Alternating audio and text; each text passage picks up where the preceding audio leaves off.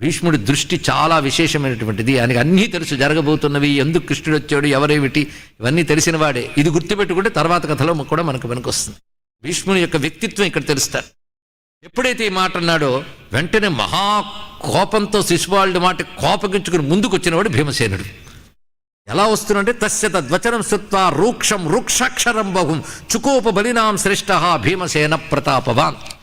అసలు భీమసేనుడి నేత్రాలు పద్మాల్లా విశాలంగా ఉంటాయట. అంత అందమైన నేత్రాలు కూడా అగ్నిజ్వాలు వెజ్జలుతున్నట్టు మారిపోయాయి. కనుబొమ్మను ముడివేశాడు. ముడివేయగానే పాలంలో 3 వళులు ఏర్పడ్డాయి.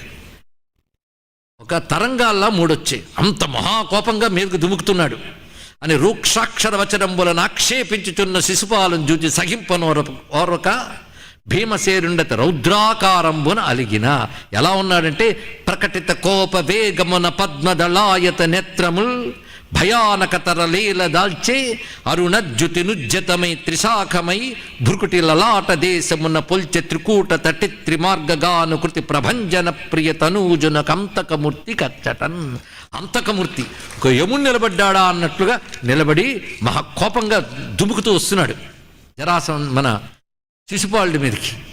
అలా భీమసేనుడు వస్తూ ఉంటే భీష్ముడు అతను ఇలా పట్టుకుని వెనక్కి లాక్కున్నట్టు. ఆ దృశ్యం ఎంత అద్భుతంగా చూపిస్తున్నాడు. అలా పట్టి వెనక్కి లాక్కున్నాడు. ఇక్కడ అది చూస్తూ ఎందుకే ఎలా తొందరపడతావు, ఆ లాగడం ఎలా కనబడుతోంది అంటే అద్భుతమైన ఉపమానాన్ని ఇక్కడ చెప్తున్నారు. అది మహేశ్వరుడు కుమారస్వామిని పట్టుకుని వెనక్కి లాగినట్టు కనబడుతుంది. ఉత్పదంతంతు వేగేన మహాసేనుడు సేనాధిపతి అయిన కుమారస్వామిని పట్టి లాగినట్టుంది.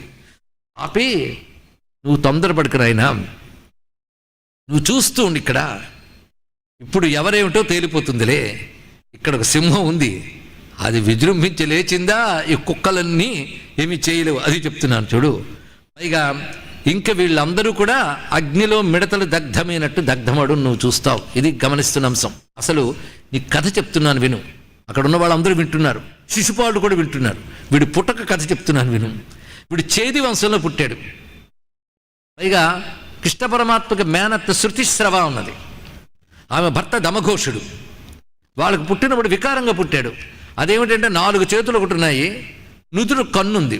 అలాగని వీడు శివుడేమో అనుకోవద్దు, 4 చేతులు విష్ణువు అనుకోవద్దు. వికార పుట్టుకలు.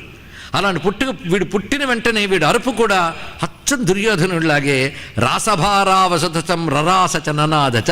గాడిదలు అరిచినప్పుడు ఎలా ఉంటుందో అలా అరిచి ఆ ఏడుపు అలా ఉంటుంది. గాడిద అరుపులాగా ఉంది ఏడుపు. అది తల్లిదండ్రులు భయపడిపోయారు. స్వరం చూస్తే అలా ఉంది, ఆకారం చూస్తే ఇలా ఉన్నది, ఏమిటా అనుకుంటూ ఉంటే చాలా